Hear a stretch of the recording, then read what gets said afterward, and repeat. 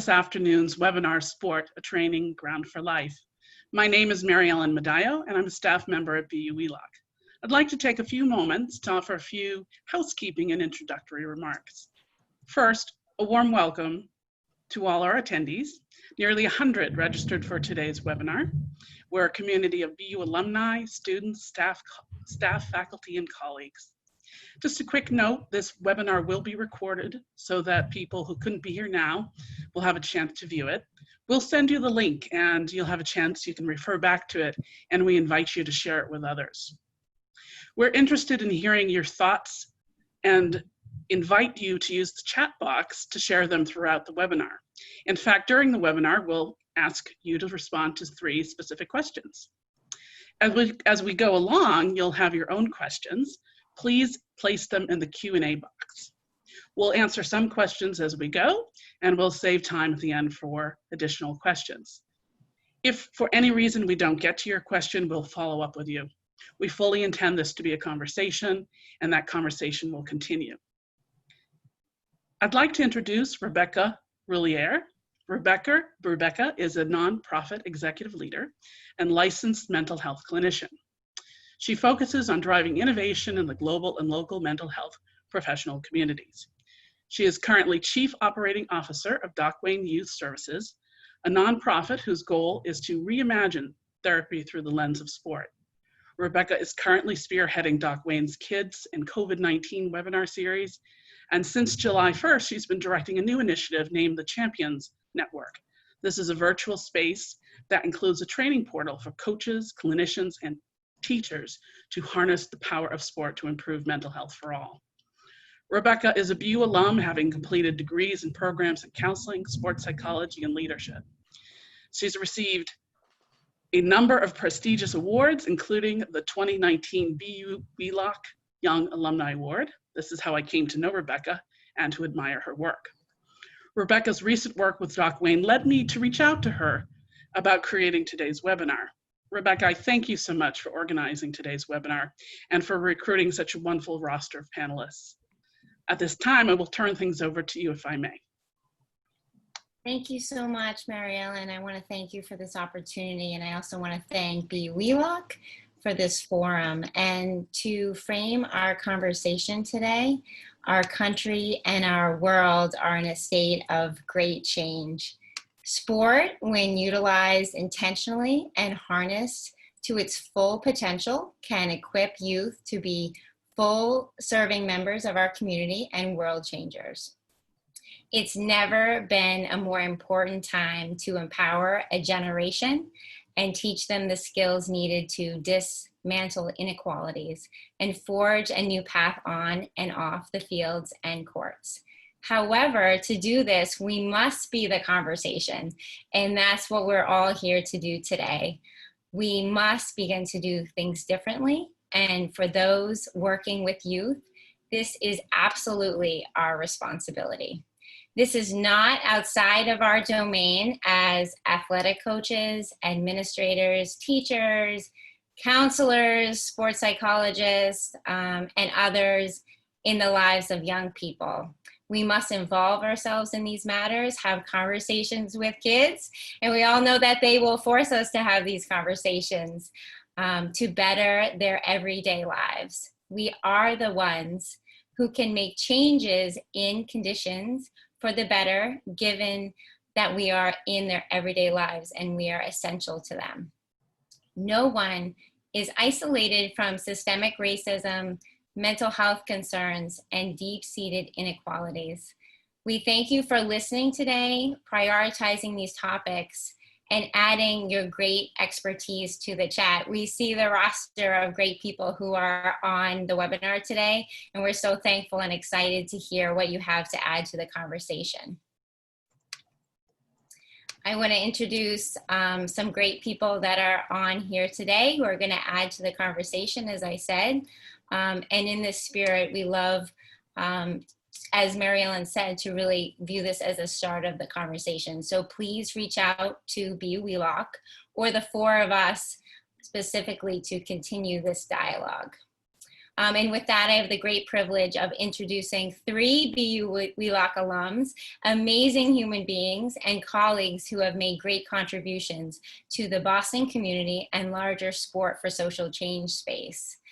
So to begin, there are people who alter your trajectory in life and enable you to turn your passions into a profession. And Dr. John McCarthy was one of those people for me and countless students and coaches. And I see some of those people on this webinar. Coach Mac works on training coaches to be leaders in their field and teaches how coaches play an essential role in the development of youth sport and really, in my mind, society. Dr. McCarthy serves as a clinical associate professor at BU Wheelock and is the director of BU's Institute for Athletic Coach Education. And I'd like to invite Coach Mac to welcome everyone today. Thank you, Becky. It's quite humbling to be part of this this panel because first I'm so excited to be with you four or us together on this panel because I think it's such an important time in history, and I can think of no better people to be trying to build back sport into a better way, going forward. And I also wanted to, when I saw the list that Mary Ellen sent out of who was attending today, I was really excited to see so many names that have been with us through the years, and they're also doing amazing work. So I think you hit it on the head, Becky. It's like this is a great conversation that, hopefully we can kind of jumpstart more talk between everyone who's involved. And I'm grateful to see all of you that are on the webinar as well. Yeah, thank you, Coach Mac. And the other 2 speakers I absolutely think of as Doc Wayne family members who have spread their wings to go on to do bigger and better things. Both of them spent their time doing their clinical hours at Doc Wayne, and one is a member of our Young Professionals Board, but Joshua Salter currently serves as the founding program director for the He Is Me Institute. Born and raised in Orlando, Florida, Josh moved to Boston in 2013 to attend graduate school at Boston University. After graduating in 2015, he worked for different nonprofits as a clinical therapeutic professional. In those positions, he promoted health and wellness for the youth and communities he served. Josh's current position focuses on developing and retaining men of color in the education field, as he'll outline today and share that expertise. In our many years as colleagues, I've always appreciated Josh's thoughtfulness and dedication to community-driven work. Thank you, Josh, for joining us. Thank you. And a Chicagoland native, Christian Guzman, is a graduate of the University of Illinois and has his master's from Boston University in mental health counseling with a focus in sports psychology. Christian's training and experiences have focused on utilizing positive youth development practices in mental health and developing high sport performance mindsets, which he has taken those skills to the Mets. His holistic approach, he uses to merge his training for an overall human development practice. We're lucky to have Christian joining us today to share his wide breadth of experience, which ranges from clinical work to the pros. Thank you, Christian. Thank you. So this time is certainly for you, and as Coach Mac was saying, we're just really grateful for all the experience that's on this webinar. But please do use the Q&A and the chat features to share your perspective, your expertise. But you see on your screen this agenda to guide our conversation today. And great coaches adapt to their athletes and their teams. So please don't hesitate to ask us a question, even if it doesn't fit specifically into the agenda. And if we don't get to it today, we will do our very best to follow up. We'd like to be a resource to the BU Wheelock community, the Boston community and the larger global sport for social change community in the education space as we share what we know. Some we're still learning ourselves, and we'd also like to learn and listen from all of you today. So as we begin, youth sport appears in many contexts and infiltrates many aspects of society. And I see most of the people here are involved deeply in youth sport. Many youth athletes engage with one or more of these types of youth sport. But during COVID, we saw that much of youth sport, other than backyard games, became virtual, which was a really interesting situation that we found ourselves in, and caused us to really think about, like, what is the purpose of youth sport? But even prior to COVID, there were tremendous cracks in the system, let's just say, where youth were dropping out of sport at alarming rates, reporting that it was no longer fun, and it was becoming an increasingly unequal playing field. The costs to participate were soaring. And then fast forward a couple of months when we're all in this pandemic, although systemic racism has been going on for hundreds of years, we all sort of became a little bit more aware with the George Floyd situation, and you know, everything became elevated. So regardless of the specific context, you know, there's racism, mental health, hyper-competitive systems, and other issues that have been pervading youth sports. So the consequences of all of this is that we are losing out on the possible large-scale benefits of sport as a society. And I don't want to lose sight of the fact that there are many individual kids and teams benefiting, but we are not truly harnessing the full power of sport for our next generation. With that, I want to hand it over to Josh, who's going to share a bit more about the social context that we find ourselves in, and also want to invite you to answer our first question in the chat box, which we will place in the chat shortly. Thanks, Becky. When considering youth sport, we cannot ignore the very conditions and context that many of our youth engage these very sports in, nor do we have to travel really far outside of Boston to see the effects of social injustice. For example, when I began interning at Doc Wayne, I was assigned to a youth who actually lived in South Boston. And this youth, within months of me beginning my internship, would lose both his uncle and his father to overdoses on substances. This happened again, like I said, in South Boston, and many of us know that area was ravaged by the actions of Whitey Bulger and the Winter Hill Gang. So it hardly was a secret as to how the drugs arrived in South Boston and eventually on our youth's doorstep. And so it begs the question, if one man and one relatively small group of individuals are able to create and continue such damage within a community, what about federal policy and what effects do those have? And as listed on the slide, there's a link for redlining, which additionally discusses federal policy that labeled communities with Black and brown people as unfavorable to invest in. And those very families were either denied loans to purchase homes altogether, or they were given predatory loans with high interest rates and low margins of error. And the research also shows that if the families were given loans, these Black and brown families, they would have been able to actually pay off those homes. So it wasn't a question of if they would have been able to. So now these same Black and brown communities are unable to profit off of home ownership and receive equity on those very homes. And this effect has helped develop the suburban middle class who were provided loans and had a destroying effect on many inner cities. Now, if one were to take those same redlined maps and place them over Boston, the redlined areas would not really be a surprise to anyone, as they were Mattapan, Dorchester, Roxbury, and similar communities across Boston.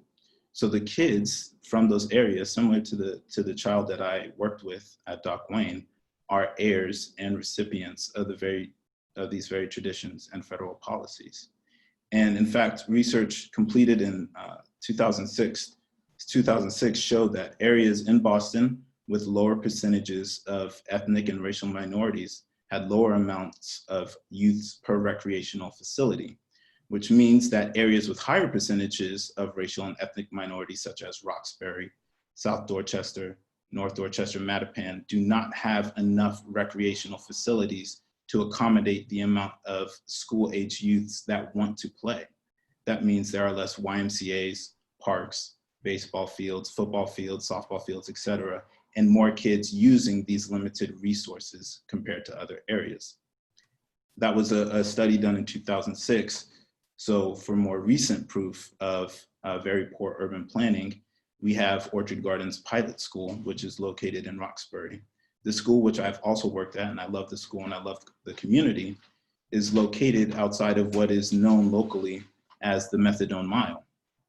If you're unfamiliar, the Methadone Mile is a stretch of road on Massachusetts Avenue where methadone clinics and substance abuse meets.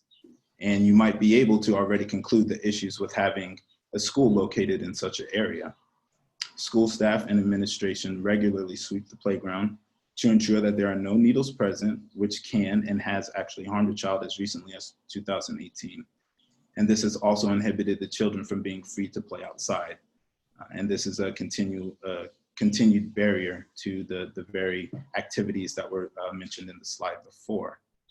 So imagine being a parent to one of these children who they want to regularly go outside and play. And imagine if you would want your child to participate in any environment where there was a possibility that they would be harmed. So this is just evidence that underscores the fact that the very condition that many of our youth face are, one, racially motivated and racially influenced, and two, put them at a disadvantage of developing physical, socio-emotional, and psychological skills that are needed to succeed. So there's this context, but I want to pass this off to Christian now, who will continue to discuss these effects in another context. So go ahead, Christian. Yeah, thanks, Josh. Right, so we consider these topics and we see like a lot of the concerns that are coming up in terms of access, racism, health, mental health. And it's funny because you would think that from the youth sports space to pro sports, it would be entirely different. But the reality is that it's not. And so a lot of the things that I work with, the players that I'm working with, it's not necessarily the rags to riches story that everybody likes to hear and the stories that are told. Like the majority of them are actually coming from, stable backgrounds, financially supported, have access to coaches and training, where on the flip side, these kids that have these experiences with mental health coming from poor backgrounds, they're not being looked at, even if the talent level is there, because it's seen as, I'll take the kid who is okay, who's safe, mentally stable, versus the youth that's dealing with these things. And it's so interesting though, because, it's almost the equivalent of our youth right now that find a travel ball team. And that's the access that they get, and that's their point that they use to leverage then into a collegiate level. But I mean, it's just interesting. My first experience coming into baseball was thinking that it was going to be different, but what we see is that, this world still mirrors our society. And so the inequities, the topics of racism, of social inequalities are still pretty prevalent, and we see them because the social norm is still following regardless of the context. Just to add on to Josh's point, it doesn't matter if it's Boston or if it's pro sports, we're seeing the same concerns that our youth are facing.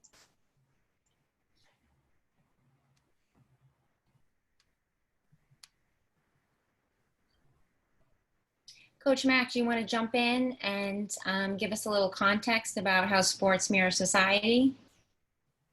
Well, some of you had the misfortune of sitting through my sport theory and social systems class, but forgive me if I repeat. But if we have, we have to understand that sport is a mirror of our society. It would be odd to think that we could suddenly, that sport, there's this kind of misnomer that, sport is a place where everyone can rise up and make it. And it's a meritocracy, and there's no prejudice in sport. It's all about, performance. And when we dig just a little bit deeper, we know, kind of like what Josh was indicating, is if you can't get to sporting opportunities, if you don't have access, you can't afford it, there's not the opportunities to do it, then it's very unlikely that you're going to benefit and be able to reap the benefits of the psychological, physical, social, emotional learning that can happen in these contexts. So, it's a great time in our history here to kind of say, all right, we've been kind of talking around these issues before. When we were preparing for this, we talked about, all of a sudden you have that video that was produced by 10 NFL players, Saquon Barkley and others, that basically called out Roger Goodell and the NFL for saying, you guys are full of it. We do not feel as if we are being treated fairly here. The issues about Black Lives Matter are still important. They were glossed over in 2000, 2 years ago, 2017, 18, when the hashtag Take a Knee took place. And so we're in a really propitious moment in time where we might be able to say, all right, let's build back differently. Let's take on the systemic issues in sport and design outcomes within sport. And that's what we're going to get to today a little more, is like, how do we design sport to achieve the outcomes that we want for all our kids? If it was your child, what kind of sporting experience would you want them to have? What kind of coaches would you want them to be surrounding those kids with? What kind of system throughout their lives that could prepare them for a better life could we design? Yeah, that's well said, Coach Mack. And just to sort of echo you and add a bit more, is that oftentimes parents think about youth sport as an automatic benefit. So we're going to enroll our child in T-ball or youth soccer, and we think that these are the outcomes. And we want to redesign youth sports so that those are automatic benefits, and that those benefits are the training ground for our next generation. And as we see these different systemic issues that are coming up in our society, we want to bake in those skills so that our next generation has those abilities and those skills in terms of equality and inclusion, hopefulness, the ability to provide access to other people. And they might be as simple as how to do critical thinking and how to communicate with others. But those are the things that we're going to get to, but just want to add that we want to get to these tangible skills in our youth sports system. And I'm going to pass it back to you, Coach Mack, to talk about the importance of the coach, because we just talked about youth sports, but no one's more important than the coach in this system. Well, thanks, Becky.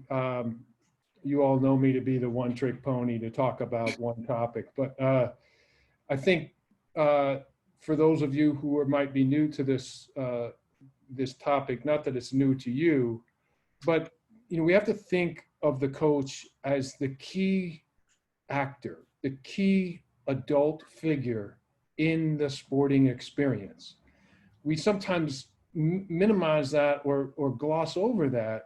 And it's clear that we don't fully understand when Becky talked about reaching the potential, is that many times, I coached my daughter's basketball team this spring, partially, with somebody else. And, it's just every time out there you say, wow, this could be so much better if we had better coaching and better prepared adults with clear set of outcomes for them to achieve.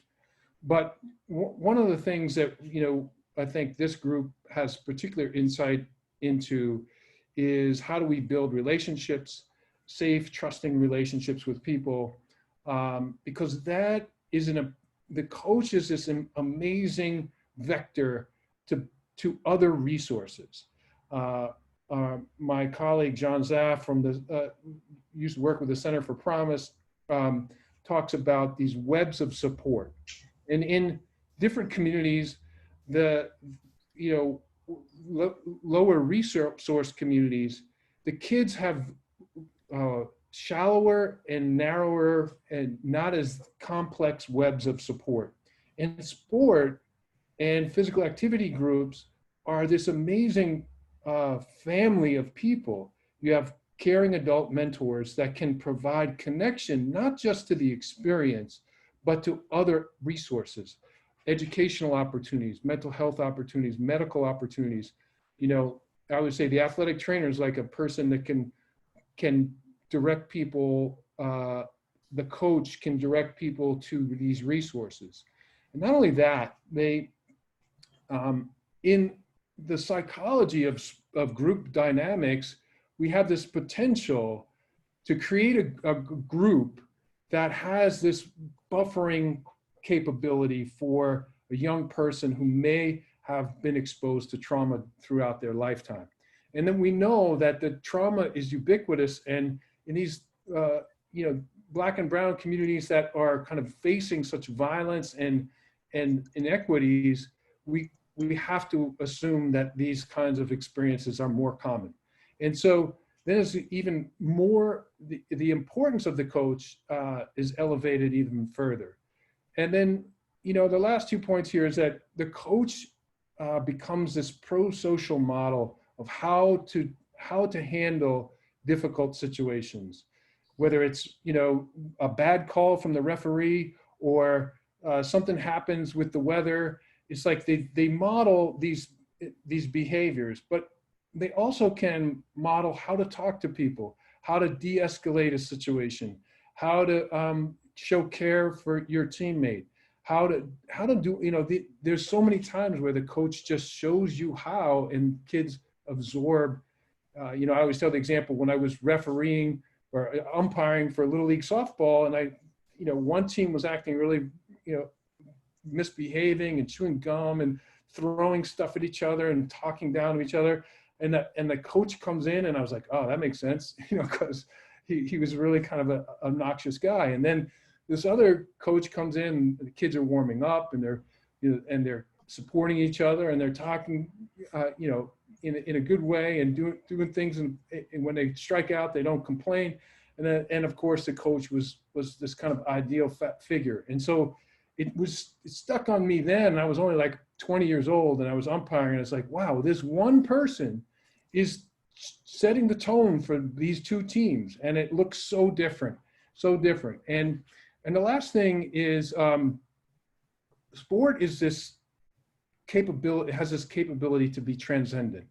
And if we thought about it as this transcendent experience, a chance to get above your situation, to go beyond your internal resources, like what you feel is like your limit. Like we all know from being in sport, if we've had that good fortune, is that it helps us kind of reset like what we're capable of. Like you didn't think you could run that fast, and all of a sudden you run that fast, or your coach encourages you to do that. And that is that's that internal transcendent possibility. But I think there's an even more important possibility now, is that we have a chance now to transcend, Josh identified, there's real like boundaries for kids that, of possibility.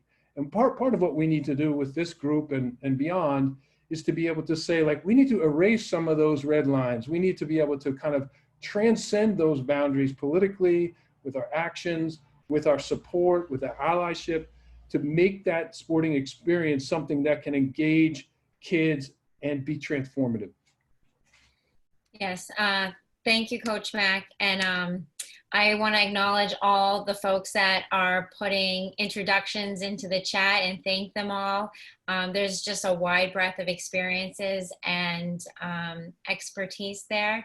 And also want to say that we thank you, because you are these coaches that Coach Mack is talking about, and you are doing this work. We're talking about it right now, but you are all the ones who are deeply entrenched in this social change work that's happening right now. So we have 3 different pieces that we're going to talk through in the next segment of the webinar.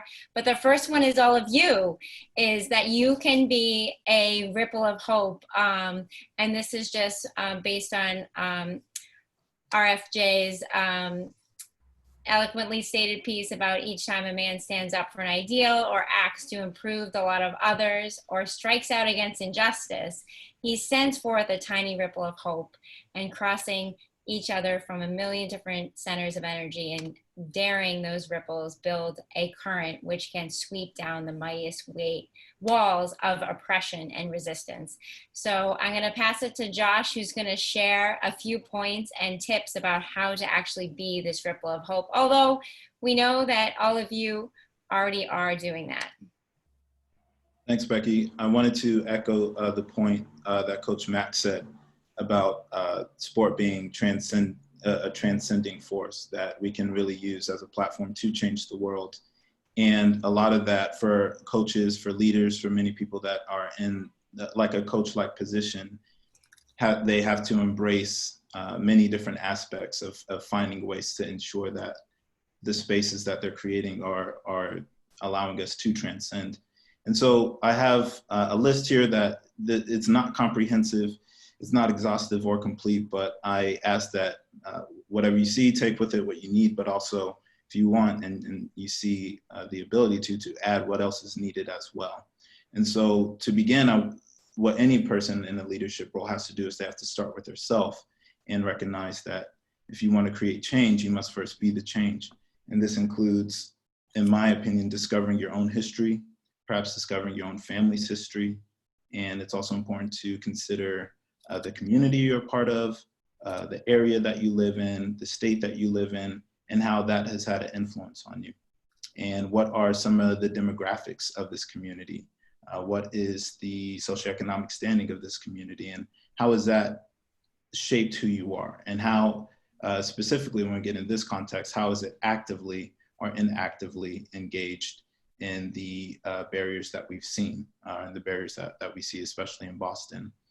For example, when I was growing up, I never really understood this until my parents explained it to me much later, but my family was one of the first Black families to move into our subdivision where we lived in Florida. And in fact, there was a leader from the community that came and knocked on our door and thanked my mom for moving in, because we were perhaps adding to the diversity, and that area that we lived in actually has a very harsh racial past. These are things that I didn't understand at the time, but knowing that helped me to understand different facts about why the different demographics of the area were the way that they were, why my family was viewed that way, and the different things like white flight and things of that nature that happened much further on down the line. So that helped me to understand where I was coming from and how people viewed me a lot better. The next step is to suspend guilt and accept responsibility. And so with this step, I think it's important that the outcome of whatever a coach or a leader decides is not necessarily motivated by guilt. Now, I want to add a couple of caveats here. If you have actively engaged in some aspect of oppression or racism, or I think guilt might be a good emotion to have. However, my belief is that guilt is not a good emotion to stay at. Because if you do everything out of guilt, I don't think there's a lot of substantial work that can be done. And beyond that, I think you have to push towards accepting responsibility. Now that includes accepting responsibility for the things that you've done, but I think it also includes remembering to see yourself in light of what you learned about yourself from the last step. And now that you have this knowledge, how are you now going to be responsible with how you approach the world? So this allows you to move about the world and to understand it better, and to figure out, perhaps I can be an agent of change. Perhaps there are ways that me as a coach, I can affect change with these group of kids that I do youth sports with. How are you able to then accept responsibility for what it is that you do have, and then choose to engage the world in a different way with the knowledge that you just learned about yourself. The next step is to then open the conversation and create community. And this involves a lot of dedication to finding ways, like very strict, hard dedication of finding and addressing ways that these problems have manifested itself. So I think you should open yourself up to conversations from your family, with your close friends, with your social circle, with your spheres of influence, but also to people that you disagree with and that disagree with you. What are their experiences, and how do you connect bridges and build community with those people, not just the ones that you agree with, but the ones that you disagree with? And this is very important because when we make decisions, a lot of research shows that the more diverse the decisions that we have are, the more substantial the more diverse the opinions that we have, the more substantial the decision and the changes, compared to if you have very similar opinions coming, you'll come up with a quicker solution, but it might not last or have substantial change. So you want to make sure that you have a diverse array of opinions before making a decision or before figuring out how you want to approach this and go about creating and being this change. And that's all a part, again, of building a community and opening that conversation up to that community. The last step that I want to look at is to take action and accept failure.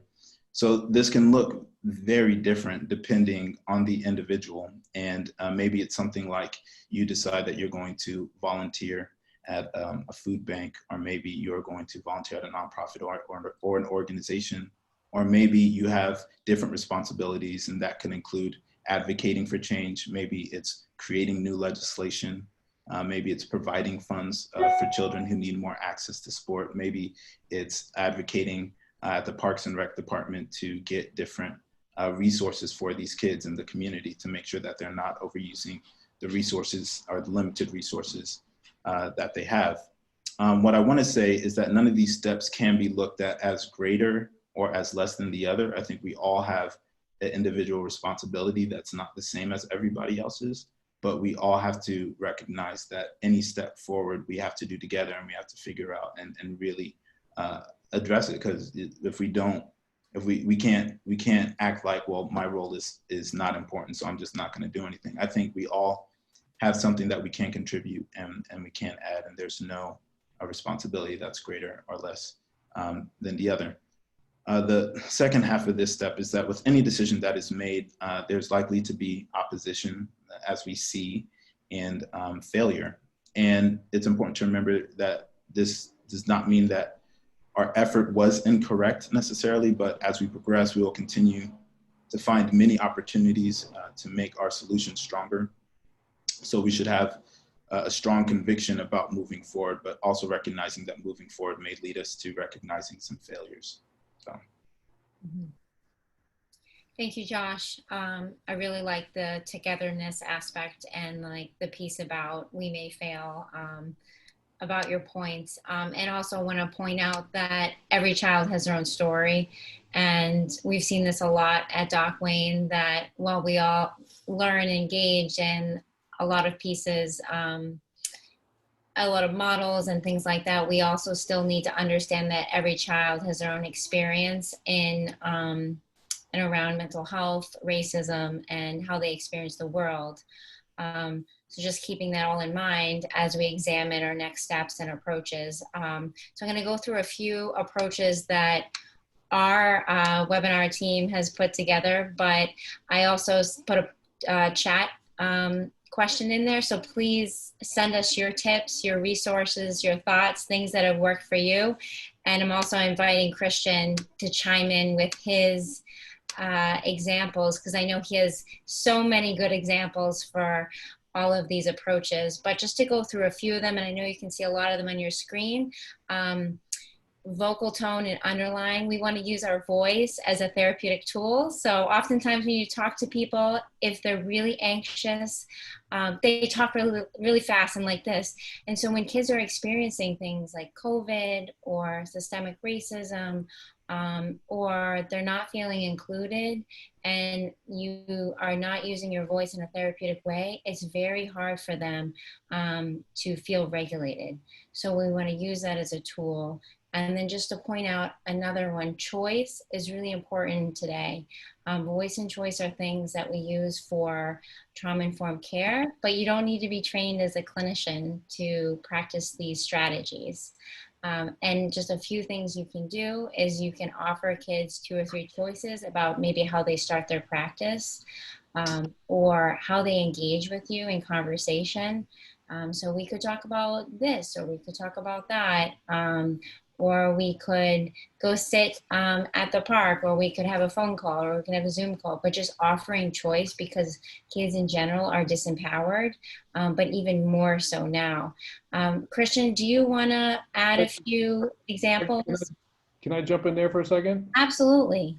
So I think we had talked about, you know, a couple of years back when Becky had worked at Doc Wayne for 2 years. I said to her, Becky, what have you learned? And if any of you have been in class with Becky, she's actually quite soft-spoken, and that's just kind of her way to begin with. And I was really amazed what she said back to me. She said, whisper.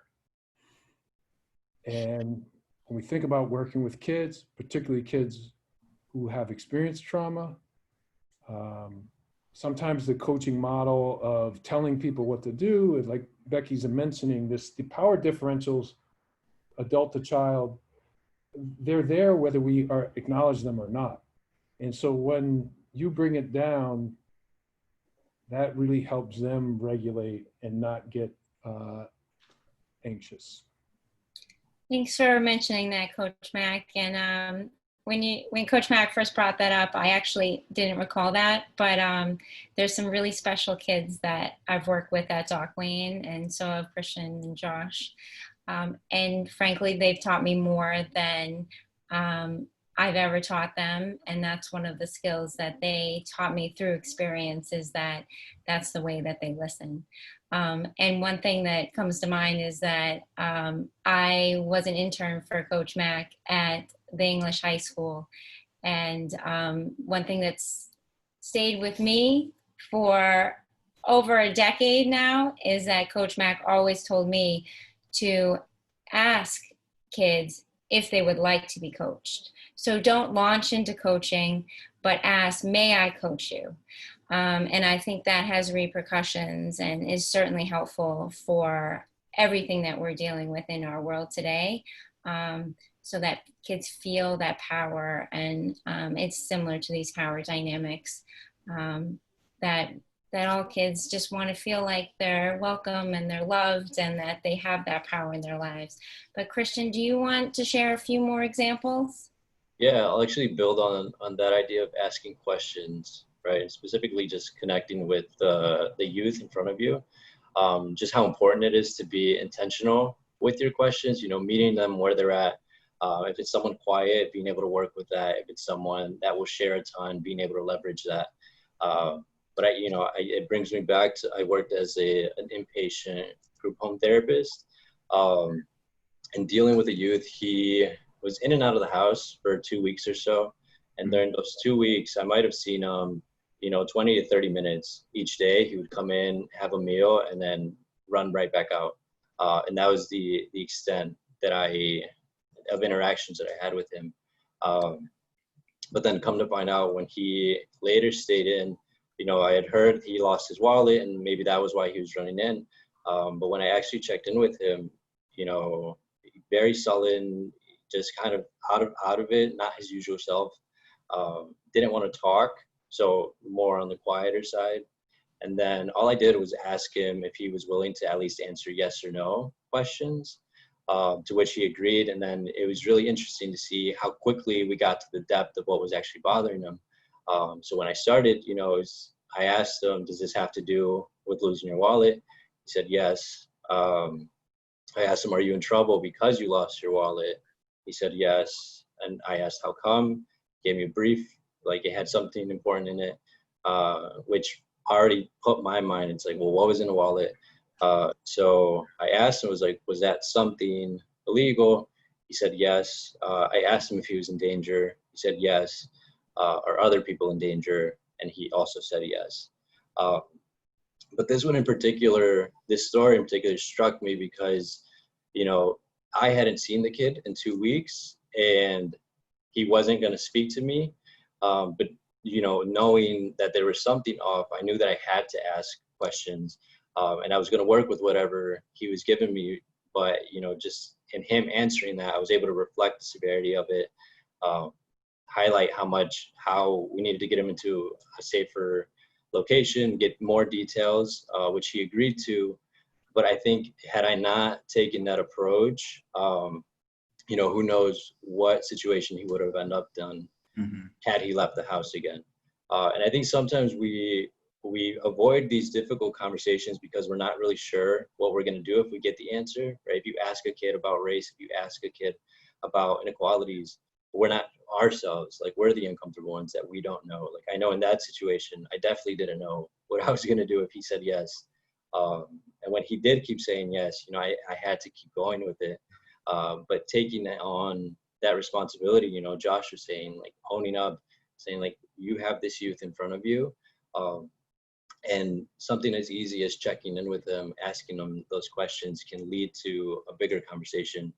In this case, it was like life or death. But and actually with speaking to equity and social justice, sometimes it is like that. And so being okay with those uncomfortable conversations, but being willing to put yourself into a position where you're asking the difficult questions, and understand that you can hold the answers even if you don't know what the right thing to do or the next step to do is, if your worst fear is confirmed, right? And with that, you know, also body positioning, thinking about how it is that you're approaching them, specifically with this topic, you know, thinking about how your identity is affecting the person in front of you. Are you a male speaking to a young female? Are you a person of color? Are you Caucasian? You know, what's that dynamic given to the context? You know, are they experiencing stress due to race? Are they experiencing stress due to the riots? Are they just feeling lonely due to COVID? You know, are they isolated? And understanding how when you start to see these kids back in person, you know, thinking about what approach to take based on whatever experience that is they shared with you. And, you know, just to build off on the idea of choice, you know, just sometimes it's as simple as I do this with my players. And depending on how tired they are, you know, asking them, do you want to meditate or are you willing to give me 10 minutes of a conversation, and letting them be the ones to guide it. Just to still be able to get FaceTime with them, but, you know, again, leveraging, asking those questions to be able to work with the person in front of you. It's really easy for the safety. It's really easy to check in, especially around these conversations. Like, is this too much? Are you willing to even speak about this topic? To what extent do you want me to back up? And sometimes that stuff is what makes the biggest difference in building that trust and that relationship with the youth in front of you. Yeah, that's great insight, Christian. And this sort of flows into the next slide.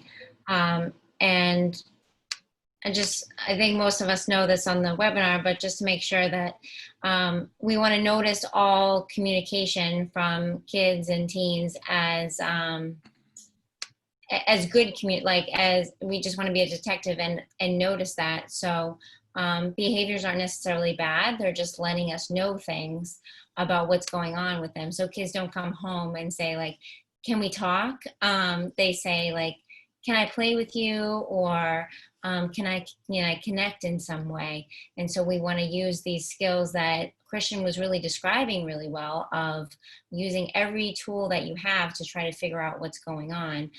They often want to play or hang out or play sports in some way. And to highlight the support versus challenge piece here is that both are built into coaching and athletics, but generally speaking, the challenge tends to be more emphasized in the traditional sports context.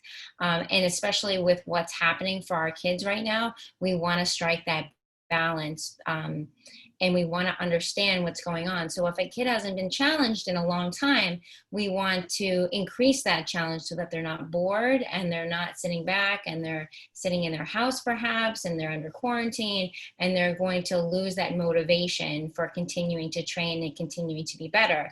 But also, if there are too many challenges, and it doesn't necessarily have to be sports specific, if their family members are struggling health-wise, if there's poverty, if they just feel oppressed in many ways, we want to then match it with support.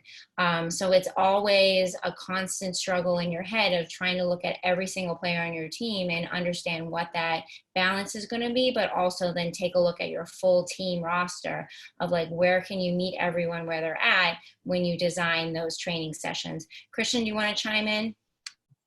Yeah, I mean, just to build on that, the behaviors communication with my example from earlier, the kid didn't say anything to me. It was just me watching him for those 2 weeks, seeing how he was running in and out of the house. And then once he did sit down, just paying attention to his body language and seeing that something was off, which led to the conversation that we had.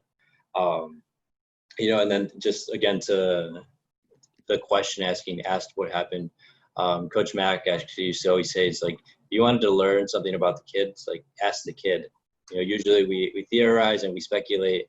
Oh, it might be this, it might be this, but at the end of the day, your source of information is right in front of you. So if there is something that you'd like to know, or if there's something that you notice is off, not being afraid to just ask the youth specifically. Maybe they don't answer, but at least they know that you're thinking about them and you're, again, building that relationship. To the point of support versus challenge, this one's really interesting because it also highlights behaviors communication. So when I was interning at Doc Wayne, there's a group of boys who were, I think, around like 8th grade or freshman year. And there was one particular youth in general, very athletic. He was kind of the leader of the group and nobody liked to challenge him. He kind of took over every time we played a game. Like he was the number one. And I don't know what it was about this particular day, but on the second play of our basketball game, I decided to run up and block his shot from behind. You can imagine he was very pissed that he had just gotten shown up. So he returned the favor and blocked my shot on the exact same play right after. But the interesting piece here was just the flow of the game afterwards, and that there wasn't a lot of communication. It was just a lot of effort. You could see the concentration, competitiveness from everyone, not only this particular youth, but we played the entire game. And then even after that, he didn't really speak to me, but you could tell that he respected me a little bit more. And then also, the kids who he usually would have picked on or who weren't comfortable standing up to him got a sense of, oh, like he's not immortal. I can go up to this kid. And so they were able to now stand up for themselves in respect to this particular youth. And so just noticing how you can be pretty crafty in where you challenge, where you support, and then, just I think this example highlights the fact if you pinpoint it in a good space, you can have a bigger impact. That's great, Christian. I just want to read one of the chats because I think it's helpful. Thank you, Eric, for sending in this stat that recent NCAA study of 37,000 student athletes on life during COVID, 40% said that they were not motivated to train. So I think that speaks to some of the support versus challenge we're talking about. And then also pointing out Marin's comment about just curious, like what the word motivated even means. So just being thoughtful about verbiage and what that means to a child or your athlete. So thank you all for participating in our chat and just moving us along for the sake of time here, because we could all talk about most of this forever. But, and I see Coach Mack is back with us, so that's great. Modern technology, especially in the days of COVID. But every person can really make a great change, especially in individual reactions with young people. But we really need to look at our systems that govern sport. And I've seen in the chat too that some people are saying that they are making changes within themselves, but they really would love to see systemic change. And American sport is very complex. So we want to provide some guidance as much as we can and start the conversation mostly around this needed systemic change. So just want to turn it over to Coach Mack, who is back with us, about the systemic change and some thoughts.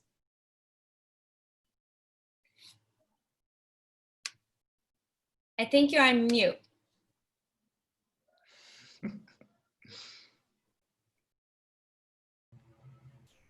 I'm sorry. I'm proving again the dinosaur has been let loose in your webinar.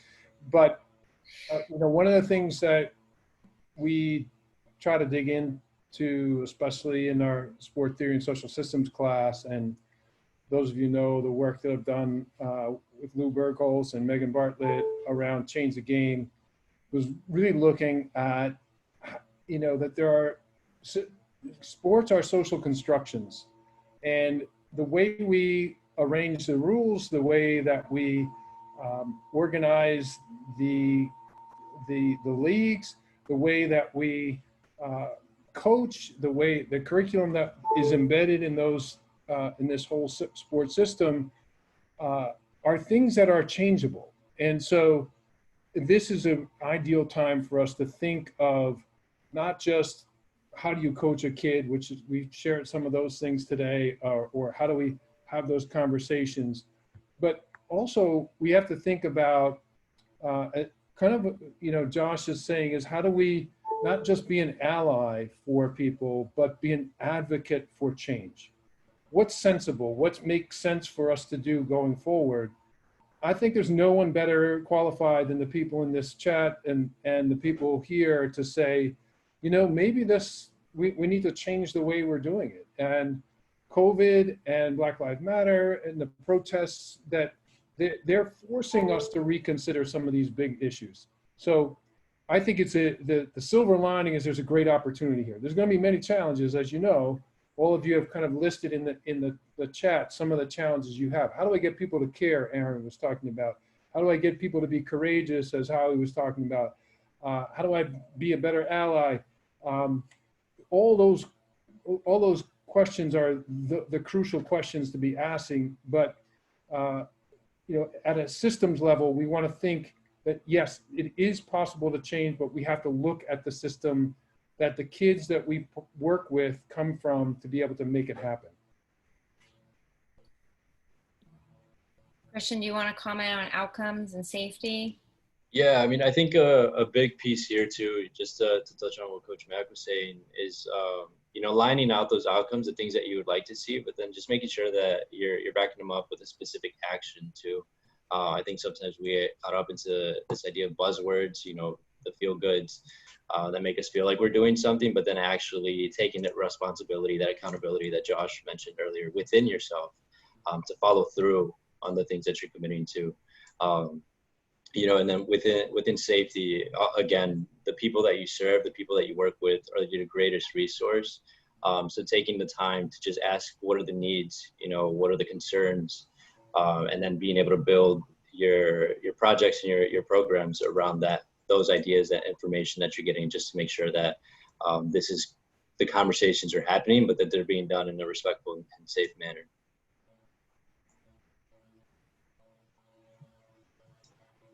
So I'll discuss some of the aspects of systemic racism and how it presents itself within mental health.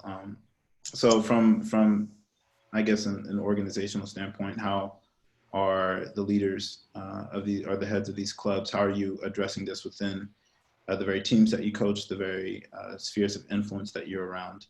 How are these issues manifested within your organization? I think we have to consider that if we're not attuned to our own organization, we might be susceptible to allowing the same manifestations that have created redlining to happen within our very organizations and our very teams.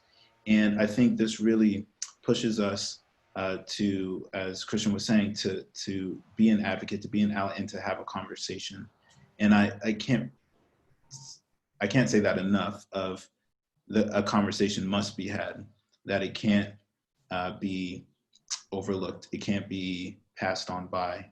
We cannot perhaps get around the fact, our history is our history, and these are the realities that we have. And so in order to have a healthy organization, how are you addressing this and creating a healthy club or organization or school or whatever you are the head of?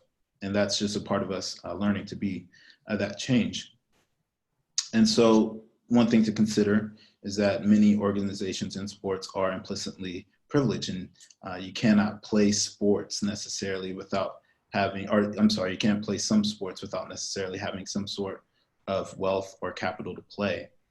And it won't naturally be accessible to many kids unless perhaps the sport, actively goes to them, into their communities and into their areas and strives to make a difference. A great place to start, in my opinion, is to go directly to the schools. And that's coming, because I've been working in schools for a long time, and I've recognized that all the kids need an education and opportunities to envision their future. And so to me, some of the best organizations that I've been able to be a part of and work with were the ones that fought to partner with the schools so that they could advocate and create some sort of change for the kids that they're working with, especially in the inner city kids, where you want to work on providing them with options in the future and providing them with different ways of thinking and thought. Because and this will lead into the next thing, when you understand when you understand these communities more, you understand that the trauma that they face and the issues that are present in the community can weigh on them and create different mental health challenges that they have to overcome as well. And so one measure, or one way that's looked at that, is using the ACE score. And so I'm going to pass it over to Becky, and she's going to discuss the ACE score a little bit more. Yeah, thanks, Josh. And just want to appreciate Josh's connection that he made between systemic racism and mental health. And all of these issues or struggles are intertwined. But the adverse childhood experience score, you can look it up. We could do a whole nother webinar on the ACE score, but it's a way of looking at adverse childhood experiences. And given that kids have experienced this pandemic, as we all have, we're, as mental health providers, viewing it as an additional ACE score. So the more ACEs that you have, the poorer your life outcomes.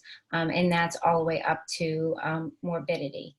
So this is not a light matter. And this study was done by Kaiser Permanente and the CDC. And I really encourage you to look up more about that.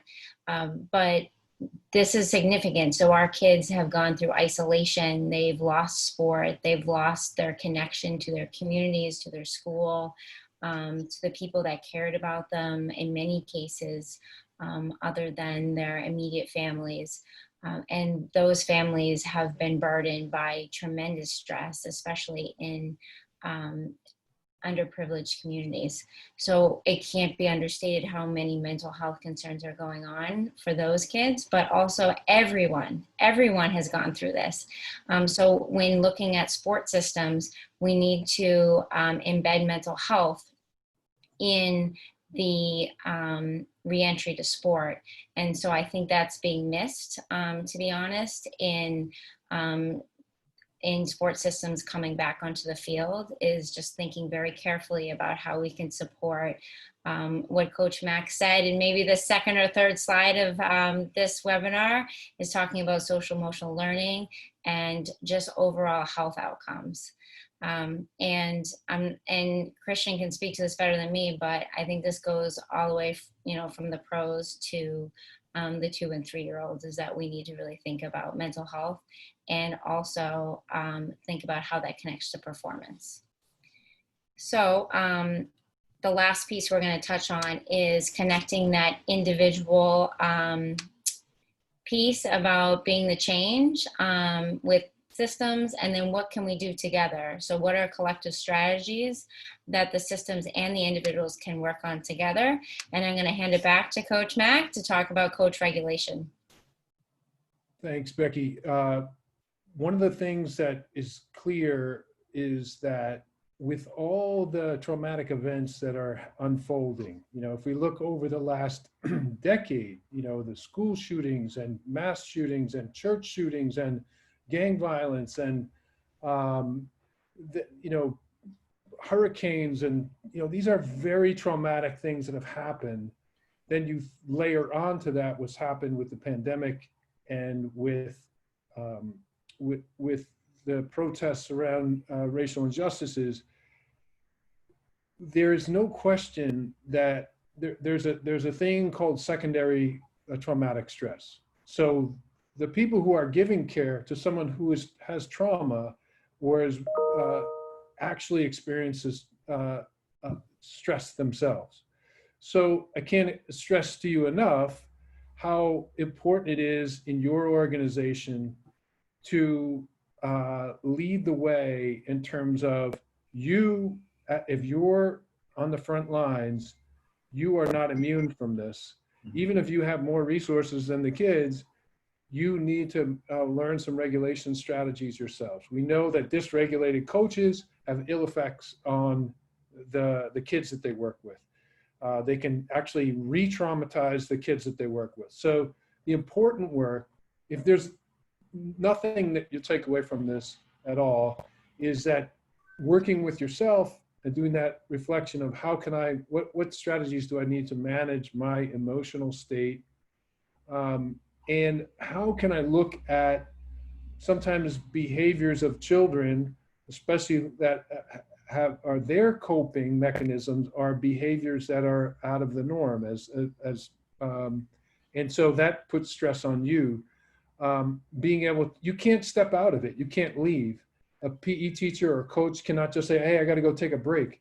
There's no such thing. So you have to be able to stand there and be able to kind of reorient yourself to say, this behavior actually makes sense in the context of this world. That doesn't mean I'm going to accept it or I'm not going to help ameliorate it. But the key thing is trying to get yourself, there are a lot of mindfulness apps now. There are different tools for you to work on self-regulation, but I think it's going to be an increasingly important to really look at coaches as caregivers that need care themselves. So another aspect that we want to touch on is creating safe spaces. And this is, as Coach Mack was touching on, completely up to that coach. How are you setting the tone and making sure that the sport that your children are engaging are safe spaces where they can come and learn and develop and really, as we were also discussing, transcend and become better community members or better members beyond that. And so when creating a safe space, it's preferred that the coach always exemplify these things before teaching it to other kids so that they not only know what's being instructed, but they have a model and an example. And so you want to do things such as using a relaxed tone of voice. I know we talked about this earlier, but coming back to this idea of how you approach a kid and not allowing them to be re-triggered by how loud you might approach them or the words that you're using. And it's also important when you're creating community within your own team to ask open-ended questions and to create connections between what the children are saying, because that allows them to think that their ideas are able to be relatable to other children's ideas as well. And that allows for, again, more bridges to be connected. It's important to reflect on feelings that come up, and that's, you can't run or hide from. If a kid, as Christian was discussing earlier, if a kid, does not want to be around you, there's not a lot that you can do about it. But if you approach that kid and they say, hey, this is what happened, I lost my wallet, there's some dangerous stuff, like, you're now responsible for that. And you have to, again, accept that responsibility, but also go after it, right? Because if a kid has a feeling, we got to be those providers, you have to be those leaders, you have to be those role models that are able to catch that child and help them through that moment. So you want to incorporate choice and age-appropriate responses, and that depends on the age group you're working with, as is said there, but we have to be able to think about what is age-appropriate for each group and how we're going to determine and create boundaries around that so that the kids are again, remaining safe in that space.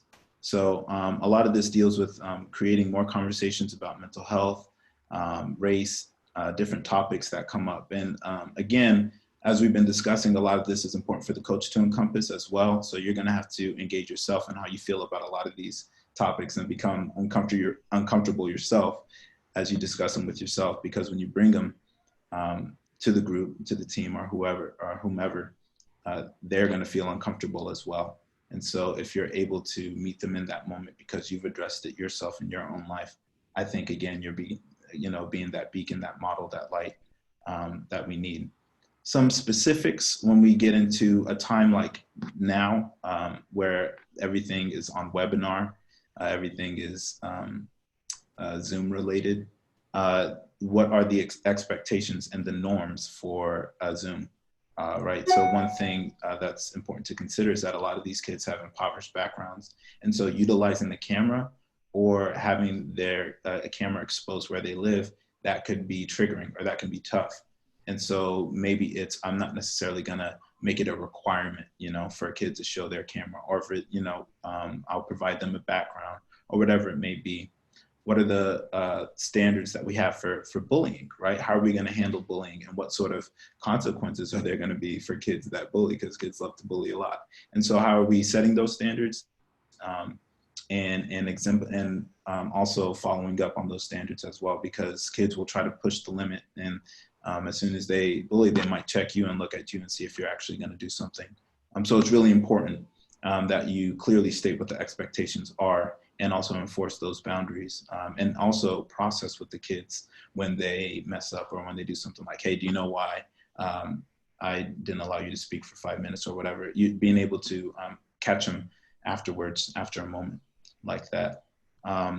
So one last aspect is that being able to provide children with individual roles and responsibilities that are very important for the group as a whole to be able to function, right? So maybe it's everybody does a check-in, and you're gonna have one kid lead the check-in because somebody has to lead the check-in, and that's gonna be that child's task every time. That way the child knows, okay, we're about to do check-in, my role is important here, so I'm gonna go ahead and lead it. And then another kid will be like, okay, let's go and stretch.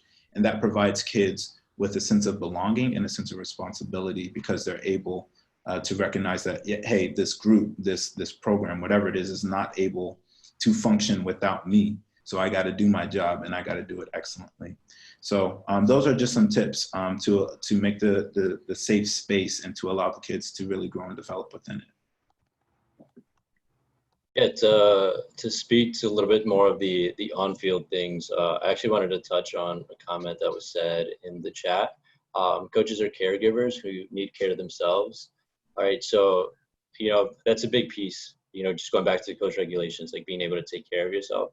But some of the things that you all can do, not only for yourself, but then also the youth that you're working with, in respect to feelings, it's just talking about them, right? Being open to bridging that conversation. It's always strange to me, feelings are a part of sport, but it's the one aspect that we tend to leave out, especially when we're speaking competitively. And so, just bringing light to that stuff, the anxiety, the depression, the stress that is coming from everything, just within our world, and really working towards normalizing it. A lot of the questions in the chat are, how do we bridge this conversation? Well, first we have to accept it, and then work towards, establishing the base of, this is what we do here. This is what we talk about. We're not going to shy away from it. And then leading into that, a little bit more practical, using the breath is something that I teach pretty regularly with our players, but also just the use for yourself, for your youth, and helping them learn how to self-regulate. Having these conversations can get super stressful, but having something very practical and simple, like just taking a deep breath, diaphragmatic breath, using that flush breath to get yourself back to a baseline where you can teach your sport, but then you're also teaching them a valuable life skill within the same respect. Adding an element of meditation, for creating joy, present experience, something again that you can implement within your coaching, just having that conversation of what it's like, a quick meditation. There's tons of videos, there's tons of apps that you can use.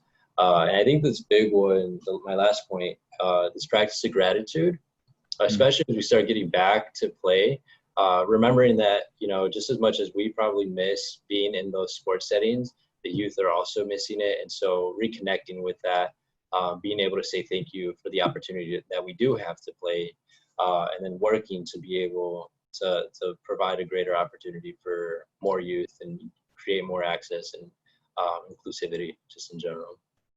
Yeah. Thanks, Christian. And the last piece here is including mental health and DEI and team culture. So youth are very perceptive, and they pick up and when all of these pieces we're talking about are left for off the field, rather than part of the discussion about strategy and the team culture. So we want to discuss mental health as part of our game plan. An example might be talking about confidence and how that might help us on the field, and also talk about examples of athletes who discuss mental health openly. So as Christian was talking about, there's so many examples that you can share with your athletes during the practice or during halftime as teaching points. And we also want to mix in a check-in about their mental health with their physical health. So if you say, like, did you get 100 touches on the ball if they're a soccer player while they're at home during COVID, you also want to mix in, like, are you focused? Are you able to concentrate on that? And also talk about both, so that you're not just focusing on the physical aspects of the game. And talk about life events. So all the things that Josh is sharing with us, we want to integrate that into our conversation with our athletes as a coach, so that it doesn't feel so black and white that we're only the one that's talking to them about their athletic performance. And many high-level coaches, or even like as you work your way up from middle school to high school, have lots of strength and conditioning coaches or other performance coaches on speed dial, but they don't usually have a therapist on speed dial. And we absolutely want to encourage that. There's so many things going on in the world, and mental health, it should be a priority. And there's so many great community-based providers. So you want to sort through that and vet them and make a good choice for your players, so that you can make that connection just as you would for the strength and conditioning coach. Sorry, one more point. So all of this that we're bringing together, the four of us, is really creating stronger athletes. But most importantly for this conversation is that we're building a stronger society together through these basic skills that we're giving our athletes to perform better on the field, off the field, and in life. So we wanted to share a few resources with you. We won't go through them, but they're on your screen. If you missed them today, they will be in the recording. You can also contact us if it's helpful to get more resources from us. And then I want to pass it as we end today to Coach Mack to have some summarizing thoughts, to pull in some comments from the chat, and just overall give us some lasting comments before I close us off.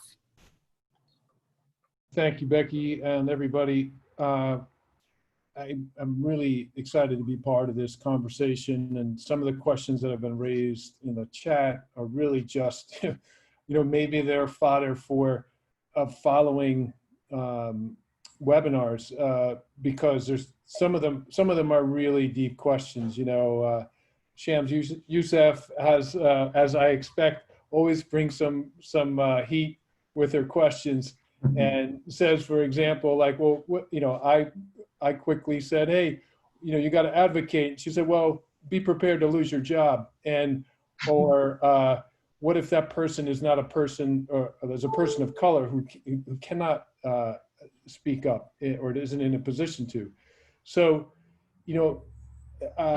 we don't pretend to have any easy, facile answers to some of these really vexing problems. We are in a really challenging time. I don't need to tell anyone here that.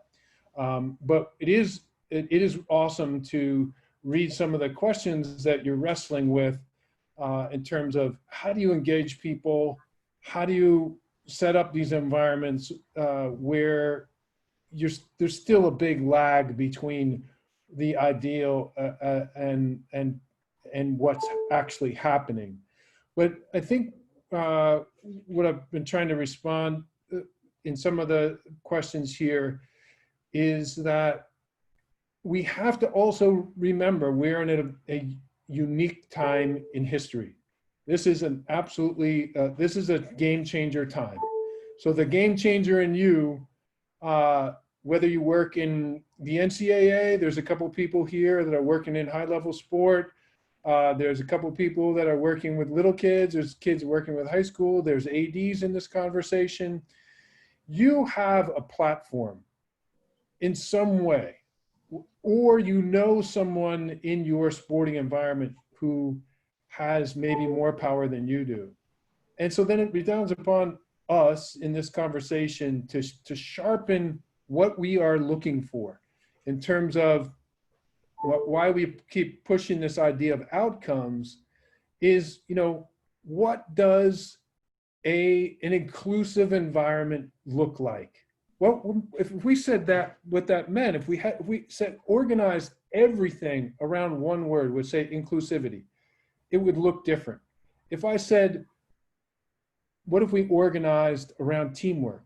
We said everything, every activity we did, every competition we did, every practice we did, our number one focus would be on that. And so clarifying your intentions is really,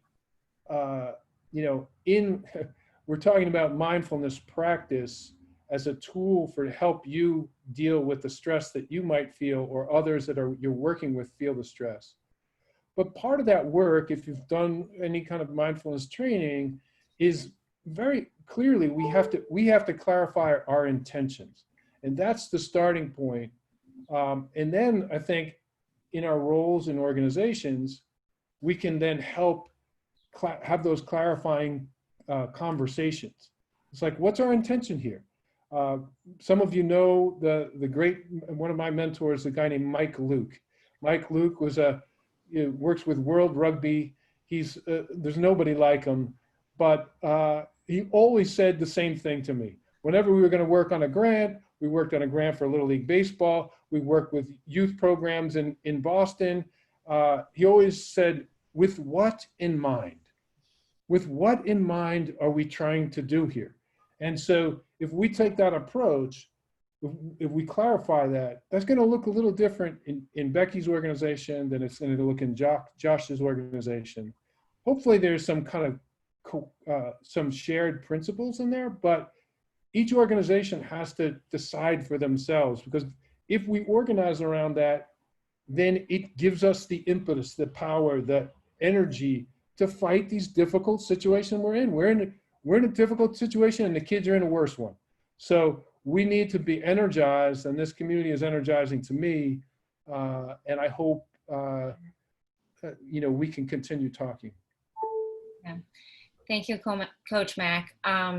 Just one thing to add is that we're not alone in this. So there are so many questions, but I always feel supported by people like Josh and Christian and yourself, Coach Mack, and all the people who are in the chat.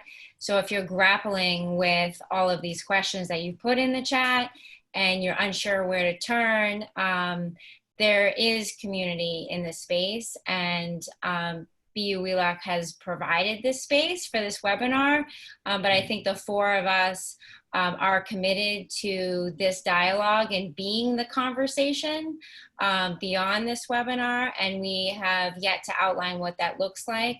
But don't feel alone and don't feel like you have nowhere to turn in terms of trying to wrestle with and answer some of these really large systemic questions. So if that's any comfort to anyone, I hope that we can extend that. But thank you everyone for listening and for participating, and thank you for my colleagues who joined us on the webinar today. I certainly learned a lot, and we hope that you were able to take a few points away with you from today's webinar. And please don't hesitate to reach out to us and to BU Wheelock.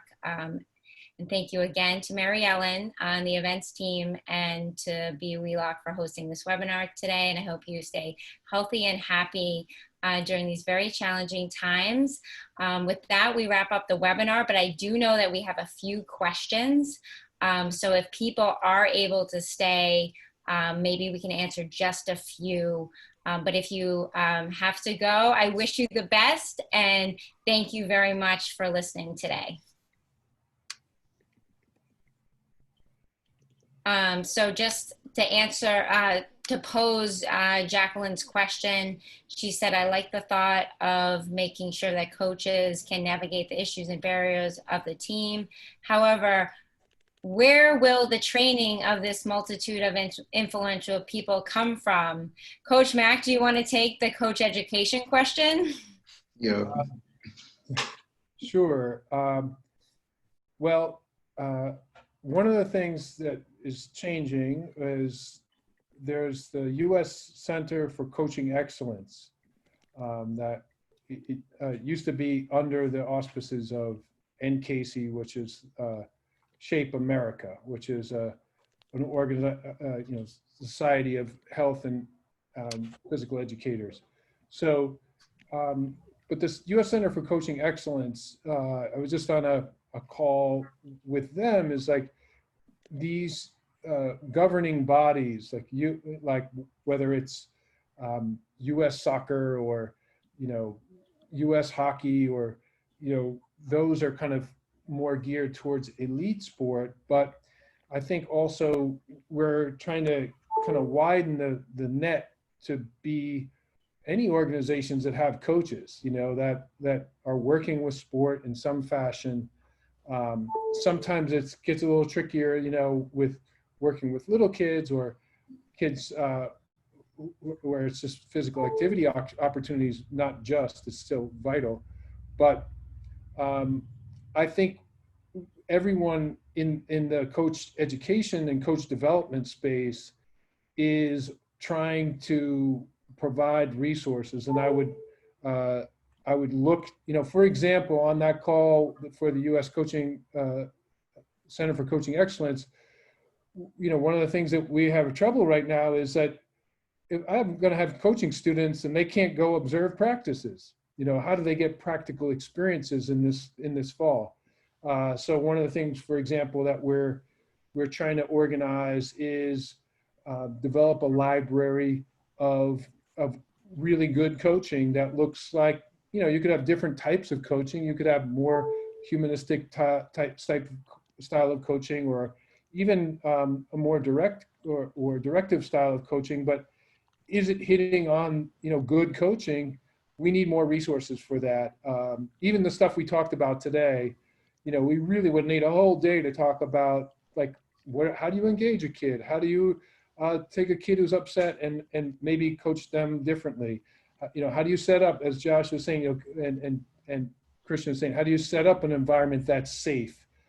These are all kind of really complex questions. So again, we're probably going to throw the question back to you, is like, maybe we need to have a more focused, maybe some follow-up sessions on, that are more focused on some of these topics, because they are kind of courses in themselves. Yeah, I agree with that. And part of the reason Doc Wayne has set up the Champions Network, which is the virtual platform for training, is to provide coaches training on mental health 101 and listening skills and some of those pieces, which definitely doesn't address all of the aspects of that question, certainly. But we're finding that coaches are really wanting and needing some of those basic counseling skills that many of us learned at BU Wheelock, but the larger coaching space is asking for them, which is really encouraging, and I'm thrilled to hear it. But we set up that training platform, which is fully launching on September 1st for that. But I'm seeing one more question, and then it sounds like we'll be wrapped up for today. And I haven't read it fully, so maybe it's a comment, but there's some concerns. A coach is lacking understanding of students' culture and where they're originally from. Let's see. How does the coach improve the understanding of their culture and communication? and in parentheses it says language. So that's another really deep question. Christian, do you have any thoughts to add? Yeah, I mean, so this actually happens a lot with our players, where we have guys coming from Latin America, very limited English. And, you know, I think a big step that, you know, we've done and our coaches are taking is, you know, finding resources for them to find the language or to learn the language, Spanish specifically, just to be able to communicate. But I think a big piece here, just it kind of falls back on the coach a little bit of just taking ownership, and maybe, you know, you don't have to learn a whole new language, but finding keywords or key questions, you know, having, if you have access to someone that is able to speak the language, bringing them on board just to be able to share a little bit of insight, even if it's just for one day, doesn't have to be a recurring theme. But I think that question in and of itself just lends itself to, like, as a coach, we have to be the ones to take the extra step. Especially with youth normally aren't going to ask for a translator. They're not going to ask for someone if they don't understand something. They'll usually nod and then watch for a little bit before they jump in to see what everybody else is doing. So you as a coach just taking the extra step to, you know, identify the language. Maybe I've seen people that use Google and will type a question, translate it, and then share it to them, and then it's just a back and forth on a phone. I think it's pretty practical right now, given that most kids know how to use a phone. So just another idea, but especially when bridging the gap culturally, the first piece is being able to recognize whatever the deficiency is, and then finding some resource to get you into a practical conversation. Because then, you know, once you start speaking, the conversation can unfold naturally. Yeah, well, thank you, Christian. I think that's all our questions for today. And just once again, want to thank all of our attendees, especially for their participation and sharing their expertise. And thank the three of you. And hope everyone has a wonderful afternoon and stays healthy during this really challenging time. And that's it for us today. We're signing off. Take care. Bye-bye. Bye.